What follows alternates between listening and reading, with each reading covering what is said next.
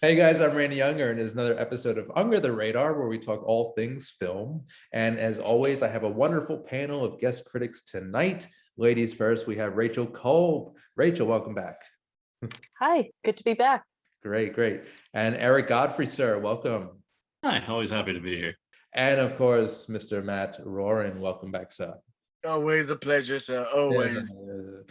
So, all right, guys. So let's do our weekly watches. What are we watching this week? For me personally, when I do have free time, it's the latest episodes of Curb Your Enthusiasm, and of course, Mad About You. I love those neurotic characters. Really fun to watch. But Matt, what are you watching? A little bit of everything. I just finished binge watching F is for Family on Netflix. Okay. Bill Burr animated series. Just ended with season 5. That was a real fun one. And I'm in the middle of my T Hanksgiving right now, watching Nothing in Common. Just finished The Money Pit. And his first appearance on Saturday Night Live in 1985. Okay, was that with the first appearance of the Mr. Short-Term Memory? No, not yet. No, they did the him and John Lovitz did the comedians thing where they're like very Seinfeld-esque, like, what's the deal with this? And it's 1985, so it's like pretty. I mean, early on in Seinfeld's like career. Not to be that's not to be confused with the sketch with John Lovitz on the street corner with the passing women. No. Hello. Goodbye. Goodbye. And they also did one where Tom Hanks played the pathological liar's brother. So it was Tom Hanks and John Lovitz one-upping each other on their tremendous lies with their mother. Okay. And it's funny watching, because it's like just watching this one episode from the 1985 season where it's like Lovitz is one of the only, like, Nora Dunn and John Lovitz are like the only actors that are actually in like every sketch, and they very, very, very rarely used anyone else in that cast. There was like a little bit of Randy Quaid, like a pinch of Robert Downey Jr. Oh wow. No Anthony Michael Hall whatsoever. Terry Sweeney only in the cold opening playing Nancy Reagan and another female character, and one Denisha Vance. Oh, but the comedians episode sketch did have Damon Wayans in it as well. Oh yeah, I remember that one. Yeah. That's cool. And then Stephen Wright did stand up on that episode as well. So right, Hanks and Lovitz need to do another movie together. Yeah. They did. I think it was 2 Penny Marshall films, Big and A League of Their Own. Yeah. And both don't have enough John Lovitz in them. I mean, it's like his part is so small. I know. I mean, they need like the size role that Lovitz had in My Stepmother is an Alien. Like, imagine that movie, but with Tom Hanks and like something like that. Like, it's kind of like, I mean, it's basically Splash, but with, instead of Tom Hanks and John Candy, it's Dan Aykroyd and John Lovitz. I think the last big thing Lovitz did was Rat Race, if I'm not mistaken. God, that was so long ago, that was too. Exactly 20 years ago, 2001. Sure. Yeah. Anyway, sorry guys. Rachel, what are you watching these days? Oh goodness. Well, this past week I did my first one of my first holiday movies of the year. I watched Elf. Nice. We watched that as well. Which still holds up, still really enjoyable. It's very cute. Yeah, and it's kind of I think the reason why I was thinking about it was because I had seen Peter Dinklage on performing his song from Cyrano on Late Night with Stephen Colbert, Okay. and it still kind of shocks me that that they got him for that part in Elf. Yeah. Call me Elf one more time. Yeah, he's fantastic. He's He's so really good. great. He is good. Yeah. He's an angry little elf. Yeah. Out of all the little people actors, like it's just I can only think of him and Warwick Davis. And you know, Well, there used to be so many of them. Like back in the era of Time Bandits, you know, you had Billy Barty. Billy Barty. He was Willow, right? Yeah. What's his face? The guy from The Wizard who killed himself. There was like a great group. What's his name? R2D2. Kenny Baker. Kenny Baker. You know, he was in Time Bandits as well. You know, like you know, there needs to be more. And well, you have the guy from Seinfeld. Oh, I don't know his Very real good name. friend. Mickey from Mickey. yeah. Mickey and Oh, the guy from Bad Santa. yeah, Tony but yeah, I mean, you know, he's great, but yeah, right now it's basically like I feel like he's doing all the work. Yeah, well, yeah, Dinklage definitely has I guess a monopoly on that.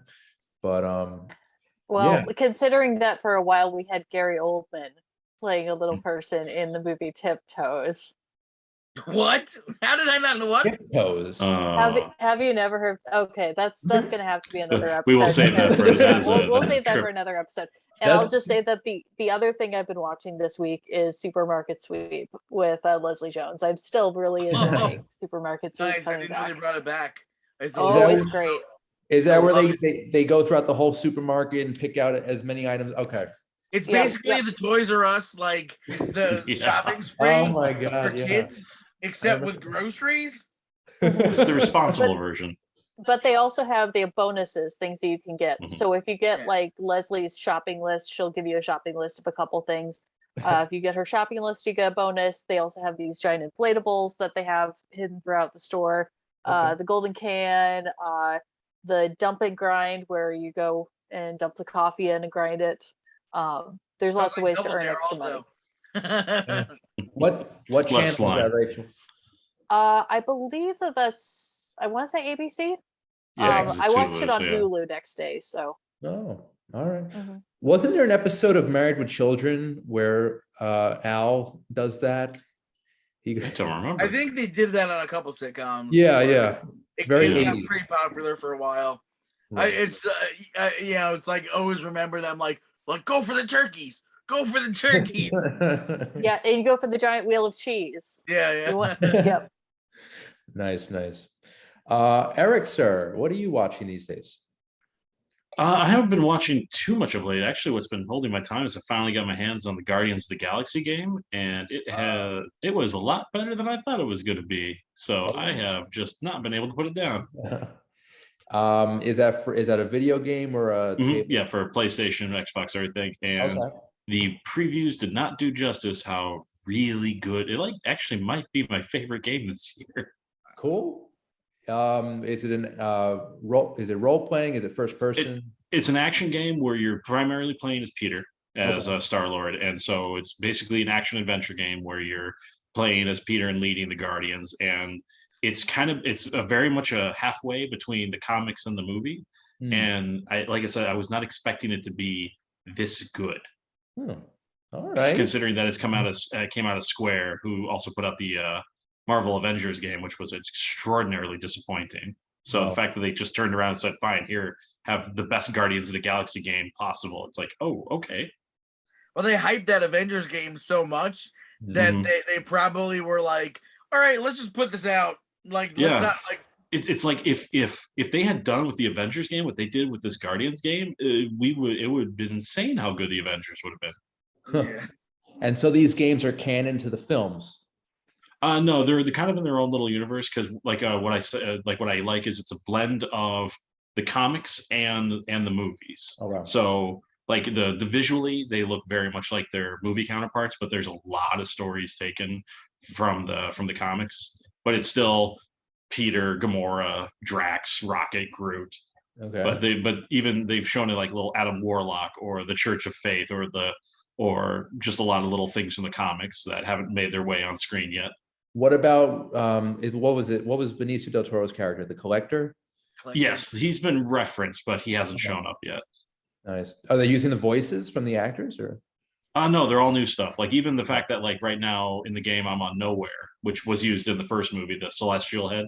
Mm-hmm. And but what I like about this one is in this one they kept the comic book where Cosmo the space dog runs the station, so you get to interact with a psychic Russian dog.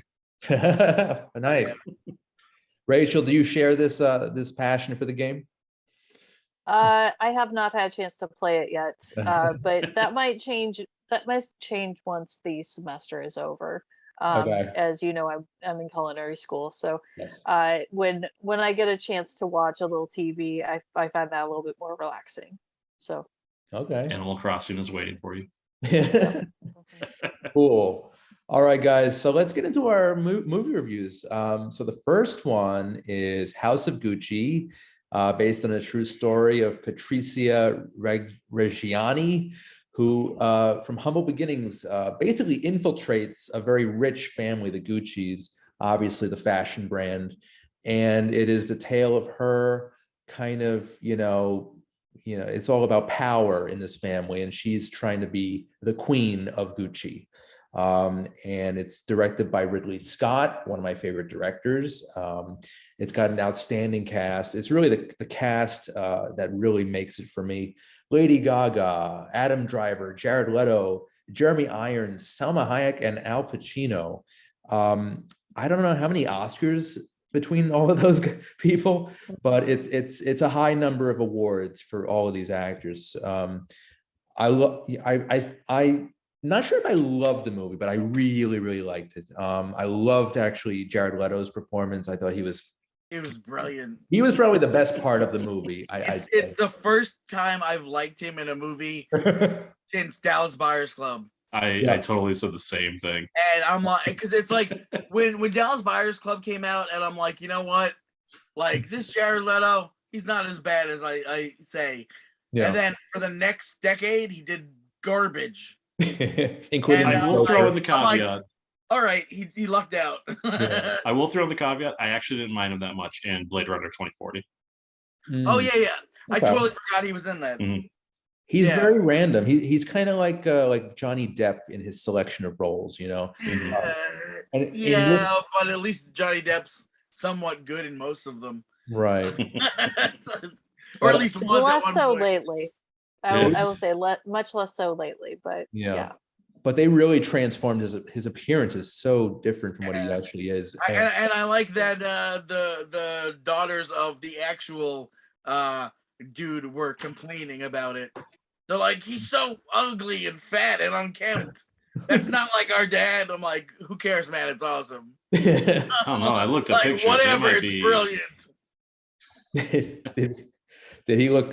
What was it? An accurate portrayal? You think, Eric? It was a fairly accurate portrayal from what I saw. I think the problem is a lot of the photo stuff is more from when near the beginning of Apollo, when he was much more pampered and much more, because we're looking at more of the end of his everything. So I didn't see a lot of that, but visually, like the bald, the kind of Picard hair around, like that was very. We're talking about a dude who died homeless. Yeah, exactly. And it's like they're gonna complain about a disheveled look for a guy who died homeless and penniless.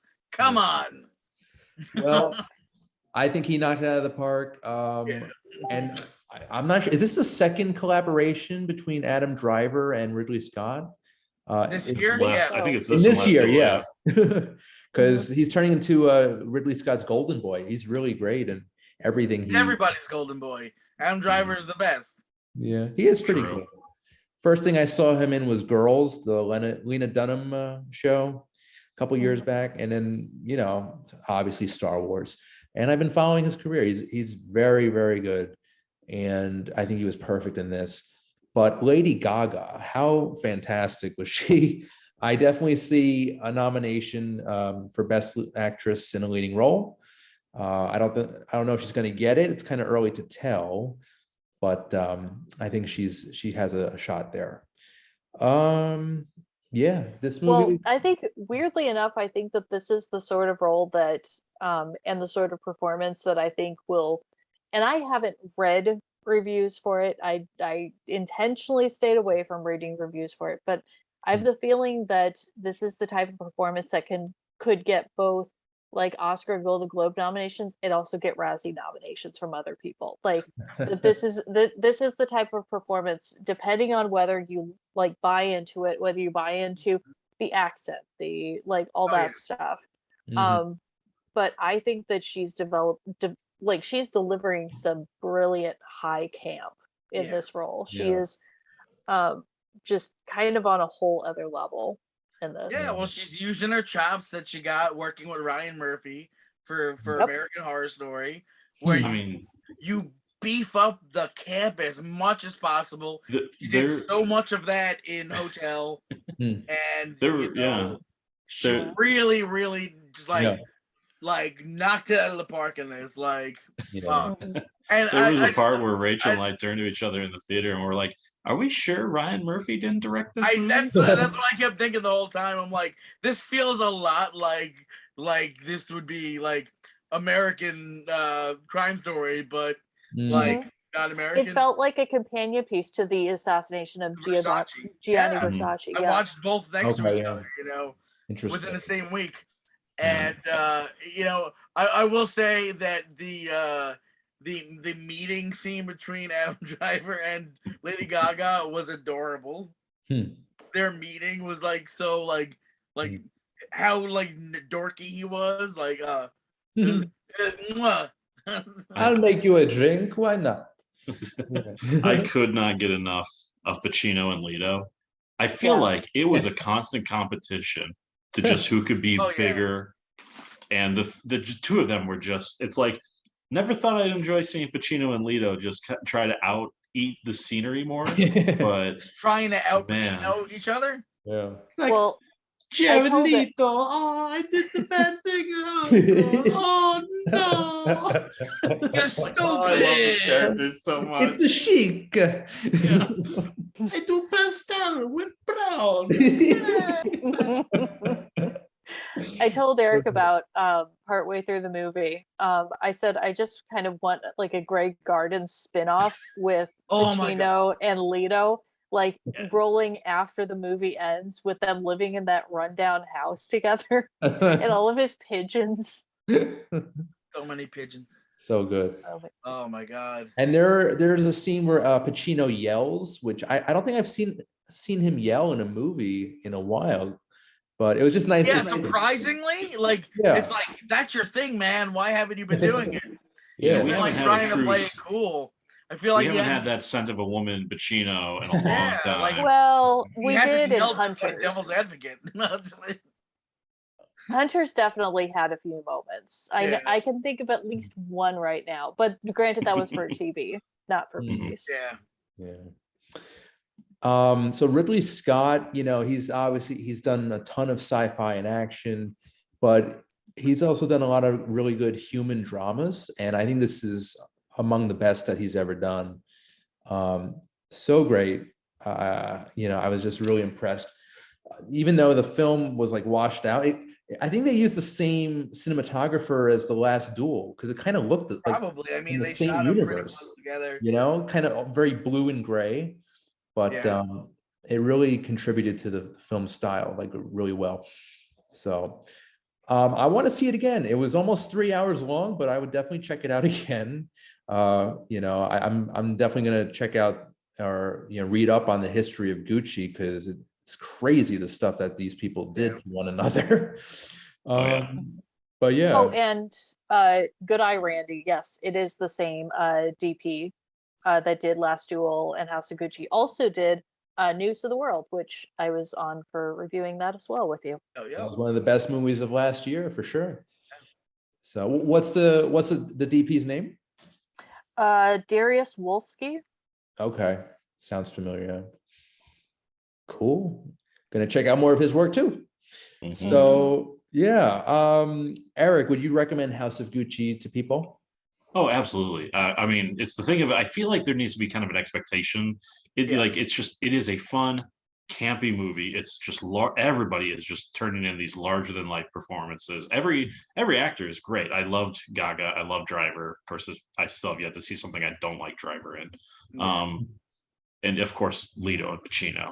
I think my only complaint is you can feel the runtime a little bit towards the end, but Right. I mean, I love these wacky, weird characters, and yeah, I enjoyed it. And you know what? Another thing I read up on a little bit, the critics also were, they complained about the tone and how it kind of shifted here and there. It wasn't very consistent. At times it feels like a comedy, and other times it's like a very brutal crime thriller. Which feels very Ryan Murphy. Yeah, and again, and like I could also say it was kind of like what the other joke of it is Ryan Murphy's Succession. It's like it's kind of both those. It's a bad comedy because these are just people who are just so greedy and powerful that you kind of have to laugh just because they're just being petty and cruel to each other for no reason. Yeah, it's all they know. Yeah, and so it's like, so in that way, I'd say it's very comparable, weirdly enough, to Succession. Yeah. It's all about power, really. Not really, not money so much, but power. Who's in control of Gucci, the name? And in that respect, no one is, no Gucci. Yeah, and in that respect, even I don't think they weren't mafia, but they were really unscrupulous, pretty evil people. So it was like, I don't know, it kind of in a weird way was like a crime epic. It felt like larger than life at times, and that's what I really enjoyed about it, was that feeling of again, camp and over the top. So and they were very underappreciated. Awesome. Rachel, would you recommend this film? Oh, absolutely. I had a very good time watching this movie. I think probably the last time that I laughed this hard, like at a movie, was either Hobbs and Shaw or Cats in the theaters. I'm not sure which, but Wait, Hobbs and Shaw. Just so and which one? Cats. What was this? Oh, Cats? Oh God. Yes. It was Cats. It was just honestly... like I sat there like. And I also have to mention there was an appearance by a Broadway actor that made me very happy in this. Reeve Carney, who plays Tom Ford in it, who is also now a director in his own right. Director of, among other things, I Know a Single Man and Nocturnal Animals are two of his films. Okay. But very talented guy, and got his start in fashion. Just super, super talented. Cool. All right. Good eye. Good eye. Matt, would you recommend this film? Oh, absolutely. I thought it was a ball. I love that we got two very distinctly different Ridley Scott movies this year. And I love that you get The Last Duel, which was some of the craziest violence I've ever seen in my life. Like a movie that made me like out loud, to a movie that just made me like fucking rolling on the floor. Right. And I love that interviewing, Ridley Scott. They're like, well, you did this movie. It's a French period piece, but no one speaks French and no one has a French accent. And he goes, it would be stupid if there are accents. Cut to a movie he does where everyone's got Dracula accents. Like, and it's like, dude, 2 minutes ago you just said how dumb it would be if everyone had accents, and then it's like, blah. Yeah, kind of contradictory. Yeah, just that guy is like totally losing it at this point, but whatever, man. He still makes hell of a movie. He does. Well, I enjoyed both movies for very different reasons, and I would recommend both of them. But this movie, feature. I mean, if you're into like tabloid journalists, like Ryan Murphy style stuff. This is just like Ryan Murphy goes to the cinema. It's great. Yeah, it's good fun. Yeah, it's a good one. Quality. Every performance is great. It's just real. It's a real nice time. And anything Jeremy Irons is in, I will go Yes. see. Oh, yeah. The man is a living legend, and yeah, phenomenal cast all around. I mean, Also, his shout out to Alfred the is like makeup one for of the making him saving look like a grace. zombie. Yeah, that was creepy. All right, well, I say see it as well, and this might be on my top 10 for the year so far. So yeah. House of Gucci, guys, now out in theaters, and it will also be available to stream on Paramount Plus. So everyone at home and on your devices, check that out. House of Gucci. All right, guys. So we're just going to take a short commercial break, but we'll be back with more movie reviews right after this. Under the Radar is brought to you by Magnitude Jewelry. Add a 2 to match your attitude. Patent pending, interchange genuine gemstone and crystal EMF protection jewelry. For more information, please visit magnitudejewelry.com/gemgirl or call 718-268-6634.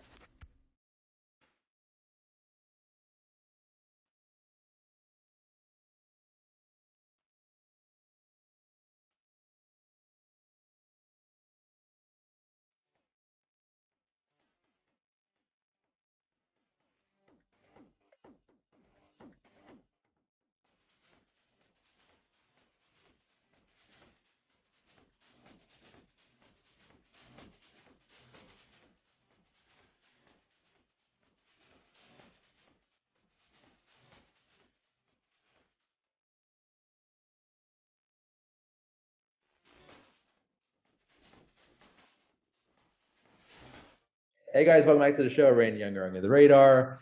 And we've got 2 more film reviews to get through here. And this film is actually a film adaptation of a Stephen Karam play. It's a 1-act play called The Humans, and it has an ensemble cast as well. We've got Richard Jenkins, Jane Houdyshell, Amy Schumer, Beanie Feldstein, Stephen Yuen, and June Squibb. And this film also might be on my top 10 for the year. And it basically follows a Pennsylvanian family who are basically congregating for Thanksgiving at one of the daughters' apartment in New York City. And basically they learn about each other. They learn some harsh truths about each other. There's laughter, there's pain, everything you'd expect from a Thanksgiving dinner. But yeah, Richard Jenkins plays the patriarch here, and he is phenomenal. I love this man in anything he's done. But this, I smell an Oscar for him as well. Definitely a nomination. The rest of the cast is also phenomenal, and Stephen Karam, or is it Stephen Karam? Rachel, you're the theater person. I think it's Stephen Karam, but I Right. might be incorrect about that. Yeah, Okay. Stephen. Yeah. Either way, phenomenal playwright, and he does a phenomenal job here translating his play to film. And I just loved it. I love that it felt like real time, like it was actually happening as we were watching it. The characters were really well drawn, very realistic, and just a really honest story. And Rachel, since you're the theater person, I want to hear your thoughts first. Oh goodness. I absolutely love this movie. It just, from the very start, like, it does such a beautiful job using film to tell this story, because the whole thing is basically shot like a horror movie. Like, it is claustrophobic. It puts you in what feels like the worst apartment in New York City, like possibly one of the worst apartments in New York City. It's just like the water coming down the walls, like seeping in, just these and so much of it is a reflection of what's going on with this family, that there's so much stuff, that all this pain and everything that's just been festering under the surface for so long, and getting to the point that they can't ignore it anymore. I I know that you mentioned Richard Jenkins, and he is phenomenal in this. Don't get me wrong, he's just so good. But I feel like if anyone's going to be winning an award for this movie, it's Jane Houdyshell, who plays the mother. She is Mm. oh my goodness. I like the more that I think about, especially that ending, uh, and just how she plays that. Oftentimes with very little dialogue, the pain and the desire to pull her family together for what she probably thinks is going to be their last thing. Like there's going to be a before this Thanksgiving and an after this Thanksgiving, Hmm. and trying to enjoy that, but having so much pain and history with her kids, that especially with her daughter played by Beanie Feldstein, who just continues to like I'm pretty sure that one day we're going to be saying EGOT winner Beanie Feldstein. Oh, yeah. She is kind of on that track right now. So um and all honestly, Amy Schumer put in a very good performance here as well. Yeah. I was kind of surprised to see her casting for this, but really surprised me. They all, Um, the whole cast really Oh, pulls yeah. out all the stops here. yeah. Yeah. And I think that the Stephen Crom just did a fantastic job of turning a human drama into like a true terrifying movie. That the whole ending sequence was just brilliantly put together, I believe. Yeah. And honestly, when people ask me about my feelings on Hereditary, and I tell them that the human elements were the parts that I enjoyed the most, this is kind of what I wanted from that movie. And I'm kind of glad that this movie exists because it can be its own amazing thing. Yeah. Yeah, I like what that I like. I Yeah. I like what you said about the element of horror. Like definitely feels like a haunted apartment. It's a horror movie without horror. You know, if you so like, it's all about the style. It's got horror in Well, it, but There It is, is- I was gonna say there's plenty of horror. It's just not what It's- you would expect. Right. Not the It's kind all that the- we'd expect. yeah, it's all the ways that the people that you love can destroy you. Yep. It's so subtle, so psychological. I love it. Matt, what were your thoughts on the film? I mean, honestly, like everything you were just saying about, you know, just like the horror elements of it and how it, you know, claustrophobia of it. Hmm. I think, I mean, my favorite thing about the film, of course, was the dialogue itself, but the staging of it. Hmm. I think just how it's filmed, and it's just like how it's never like focused on people. Hmm. I just like I absolutely loved that it was like you're just like watching the apartment really, and it's like it's just like being there. It's like it's almost like you're a ghost and you're fucking trapped with these people, Yeah, and you're yeah. you are the fly on the wall, Yes. and there's no way out, and Yeah. it's a really intense ride. And I feel like this is one of those movies a lot of people are gonna watch and not get, and they're gonna just be like, well, that was dumb. They didn't even have like focus on actors, and it's just talking. But I mean, this movie blew me away, and it's like one of those things. Like, I mean, we only have like what 2-3 weeks left. This movie's definitely my top 10 of the year. Nice. it's you know, this movie was brilliant in every aspect of filmmaking. I mean, I absolutely loved it, and I was curious if the play was similar, where you're not even really seeing the characters that much. Yeah. You know, it's like the shots they're of in the background. You know, they are the background, yeah. and it's like it was so interesting to me.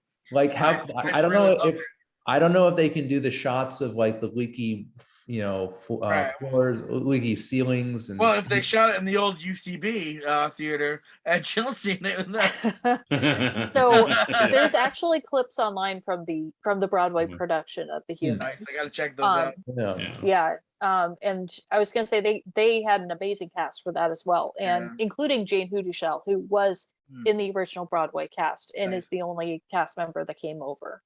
nice. Sweet. Yeah, Finn, No, I can. all great. Oh. Oh, Eric, I almost forgot to ask you what you thought. Oh, I was actually going to bounce off of what Matt said. The two of the things, like I completely agree with everybody's assessment.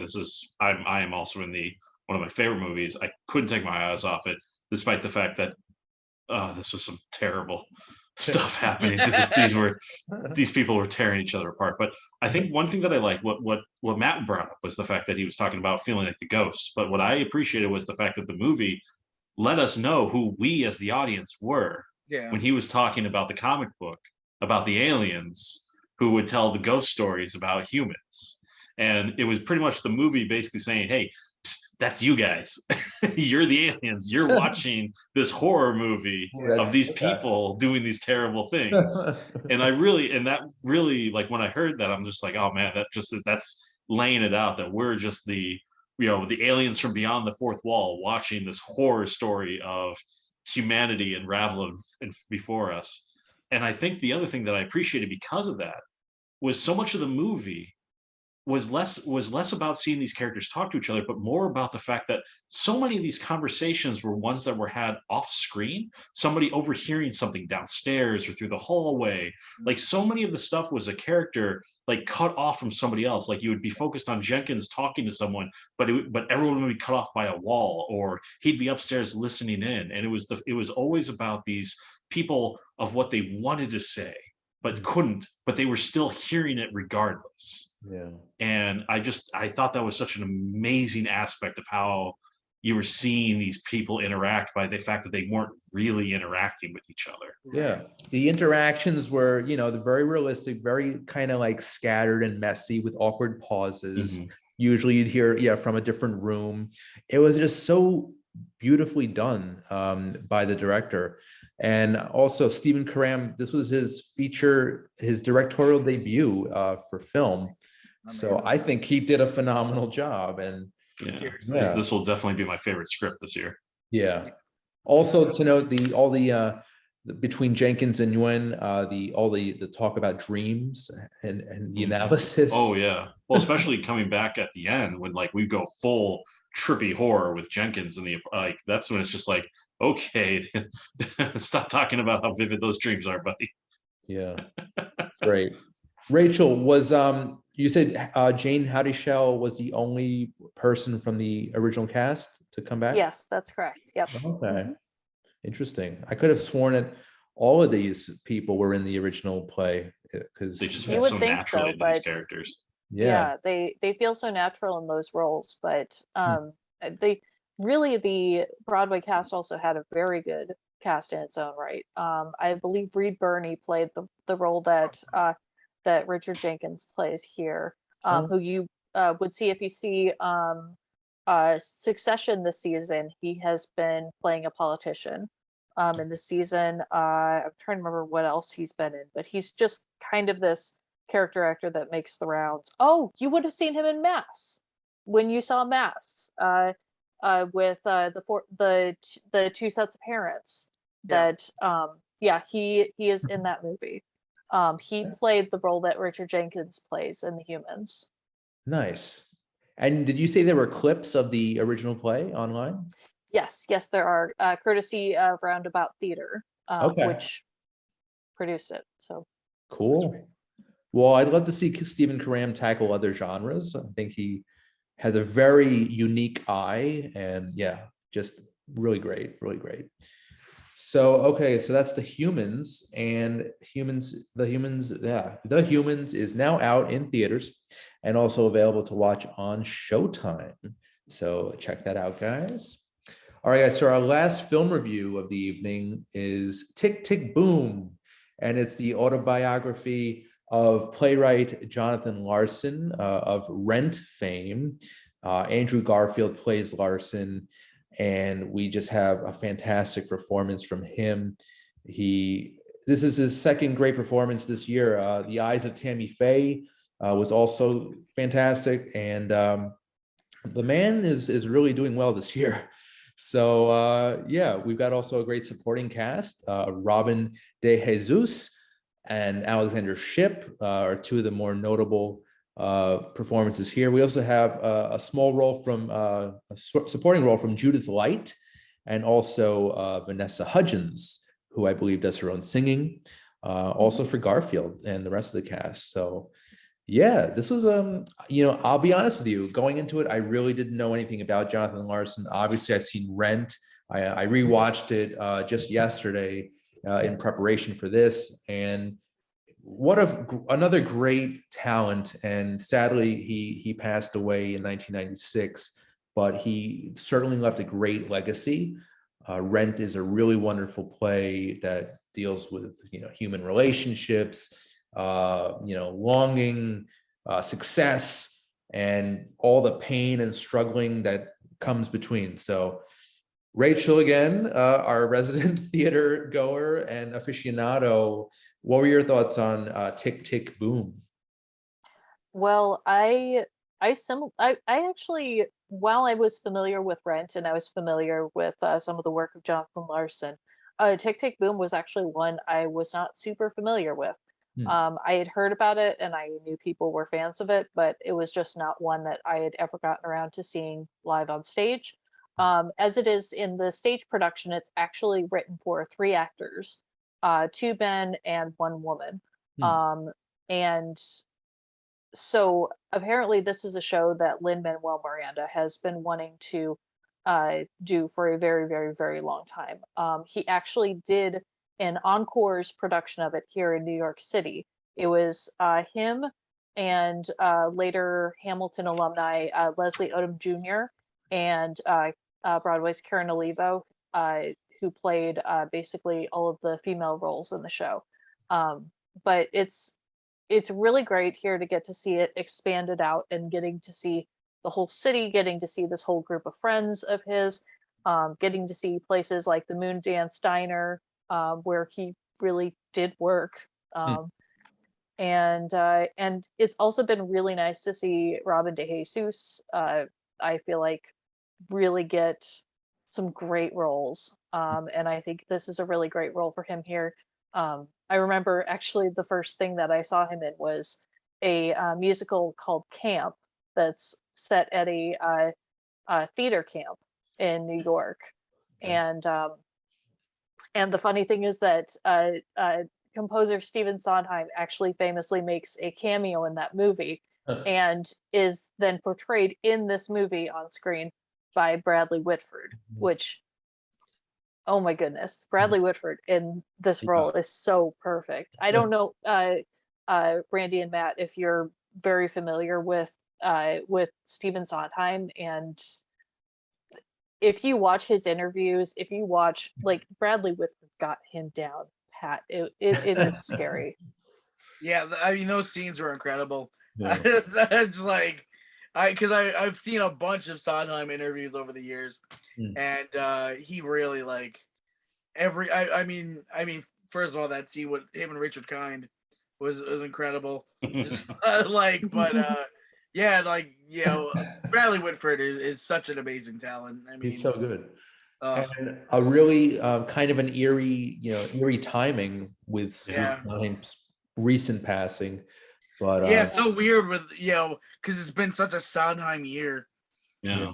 Well, and even closing it off with West Side Story. I was gonna say, even weirder, the fact that you actually do have Stephen Sondheim in the movie, in the sense that apparently I saw an interview with Miranda where he was talking about Sondheim personally contacted him. He's like, "Oh, you did a great job with me in there," except for the voicemail that I leave at the end. He's like, "I would never say that." And so Lin was like, "Oh, okay." And he's like, "Oh, here, I've recorded it for you. You can just put it in the movie." So that is actually Sondheim on the voicemail at the end. So it's like you actually sort of a cameo, I guess you'd call it. Yeah, so it's like you get both him being portrayed by Bradley Whitford and you still get the real Sondheim's voice on the voicemail. Also this is Lin Manuel Miranda's directorial debut, and I think Yes. he did a fantastic job here. Mhm. It's been a year for him as well, I guess. Seriously. This is like the 18th project he's had. It's like I feel like this year started with like, well, I mean, I guess Hamilton came out on Disney Plus last year. Yeah. Wasn't it Oh, early? no. I think it was early this year, no? But I think No, it was the recording was the last end of year. Okay. Yeah, because And, it came out on July 4th because they Mhm. made a big deal that it's like, Yeah. guess what, guys? We're releasing it. Yeah. We're gonna do it on the 4th of Mhm. July. And then But In the it's Heights, like from that to Yeah. like In the Heights and yeah, you know, Encanto.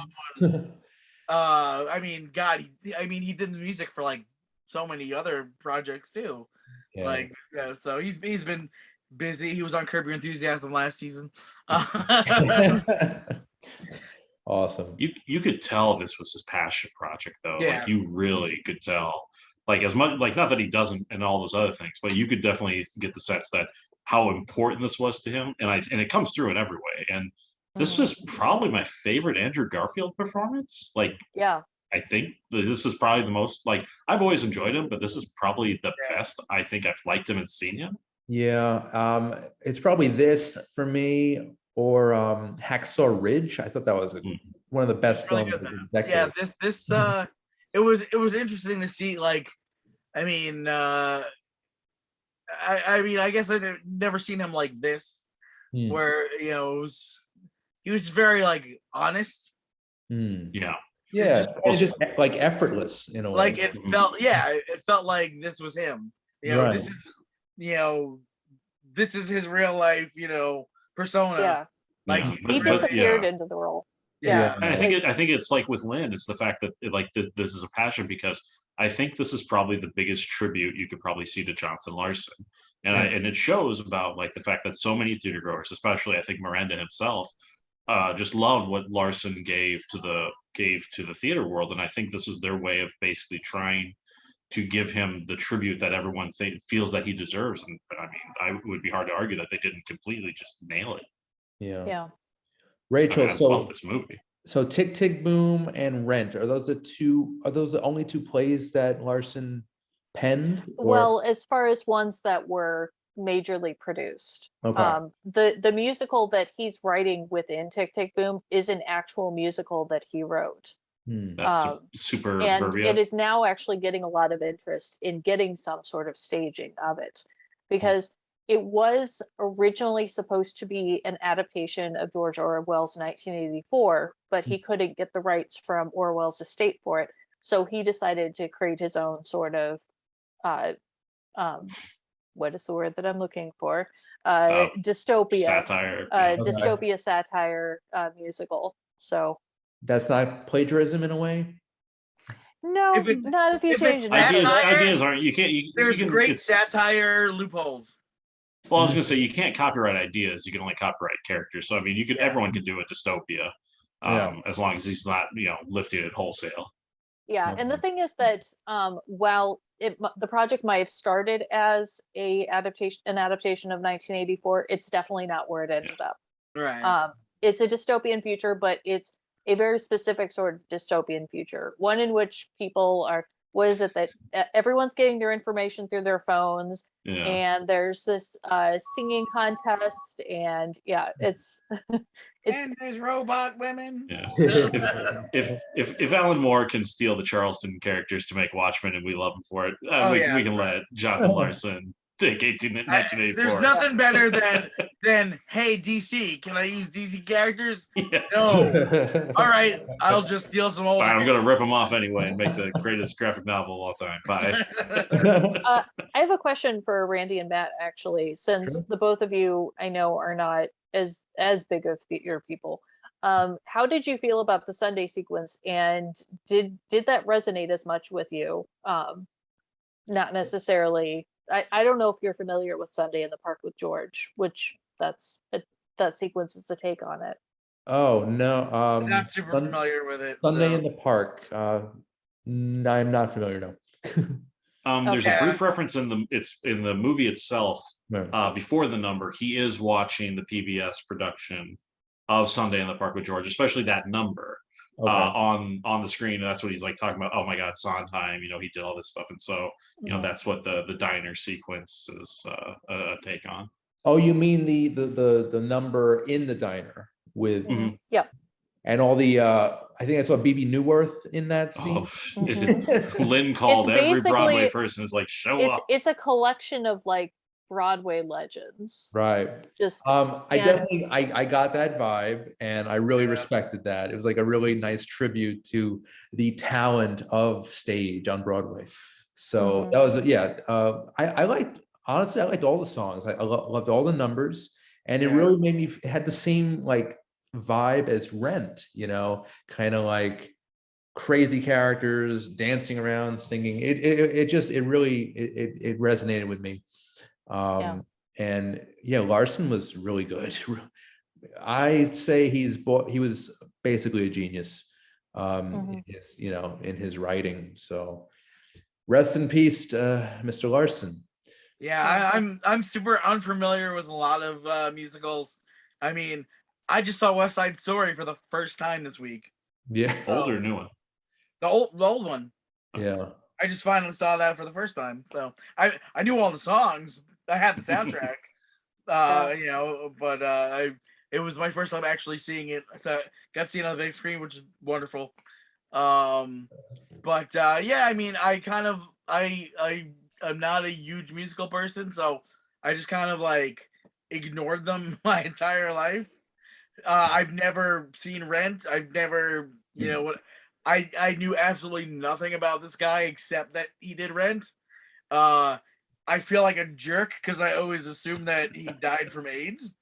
That's a common and it's like- misconception. And it's like, oh, that sucks that it's like everyone is a gay guy who dies from AIDS. Hmm. You're the straight guy in the bunch and you die of a brain aneurysm. Hmm. Like, Well, no, it was hard actually. yeah. Yeah, because he had Oh, yeah, undiagnosed Marfan syndrome. And it's like, damn, like he died young anyway. Like, it's like ultimate tragic. It's like, oh, he like watched all these friends die and then die, it's like Mhm. goddamn. But Yeah. yeah, I mean, just from what I saw from this film's all I know of him really. Yeah. And it's just like it's an amazing story, and it just like it made me want to like be like, fuck, I gotta go see Rent. I gotta see Rent now. Like, Yeah. So, while I would recommend seeing Brent, actually the two musicals that I would recommend more that I feel like truly because Rent is something that he created after he created Right. this. The thing that influenced this show the most, going back and really thinking about it, the two things are Sunday in the Park with George, Mhm. which is available. PBS filmed it with Mandy Patinkin and Bernadette Peters. And fun fact, fantastic. Data from Star Trek is Brent also Spiner. in a bit That's part of fine. it. Nice. Yes. One of his earliest theater works. Lovely. Basically, it's a musical about the famous painting, and it's also about the notion of the obsession of art and kind of like the choices that you make as far as in your personal life and also in the pursuit of art. And then the other piece that I would recommend is Company, which is another Stephen Sondheim musical that is about a young man named Bobby. He's turning 30 and he's basically taking stock of his life. And he is the only single guy amongst all of his married friends. And they're constantly inviting him over and trying to set him up with people. And he's kind of exploring all of his feelings about marriage and about, what's the rest of my life going to look like? Which, considering that it all revolves around his 30th birthday, which Tick Tick Boom also entirely revolves around his 30th birthday. Right. You can see the parallels. There you go. Very cool. I just want to add something. Probably the most memorable stage production I saw was Evil Dead the Musical. It's the Back only in- stage production music I've ever seen. from The only 2006. live show I've ever seen. Yeah. It was- Were you in the blood zone? Yeah, the splatter zone. Yeah, I was front row, You right in were? front of the Oh, trap, man. right in front of the trap door. I think I was in the middle. But yeah, and you know what? It was opening night, and Bruce Campbell was there, and Nice. I got a really blurry photo with him and my stepbrother on a flip phone. So stay tuned for that on Facebook and Instagram, guys. Maybe Twitter. So okay, we just have a few minutes left, but I just wanted to. I think it's unanimous. We all would recommend Oh, Big Boom. Yeah. Yeah. I mean, mean, it's I'm not weird that we I'm all. not a musical guy, and I recommend it. Worst Spider-Man movie ever. I'm just kidding. It's weird that three of probably the best movies of the year we just talked about here. Like in some way or shape or form, it's You know, like not you're- only were they three of my favorite movies, but Yeah, all three of normally them in it's some not way like are going to be up for three Oscars irate probably. films. See, Yeah. Matt and I, about a year ago this time, we reviewed two of the best films of 2020. It was Sound of Metal and Yeah. Man Oh, okay. in one Oh, show. yeah. That so yeah, when it rains, it Yeah. pours. Well, it's Oscar season, baby. That's Yep, true, it's, baby. it's coming hard and fast. November through February, man, is when they give you all the punches, I know. and then everything else that came out before gets forgotten about. It's also weird that so many musicals are kind of going to probably be also the best ones. Like been I've a been big hearing about year the for new West Side musicals. Story. Yeah. Yeah, Tick Tick Boom, the Cyrano musical with I Dinklage. can't wait to see that. Yes. Like honestly, like I'm like so excited for that movie. Yeah. It's gonna be good. It's like there's I mean, a I lot love- of I love high the caliber story. musicals this year. Of Cyrano and Yeah. that cast is All right, guys. So let me just do this real quick. We've got coming attractions this week. We've got a weird Johnny Depp drama called Minamata. I we've thought got- that guy wasn't working anymore. Yeah. And it's weird too. If you look at the poster for this new Johnny Depp film, he looks like Billy Crystal. So check it out, Matt. Check it out. I am not I'm kidding. very interested now.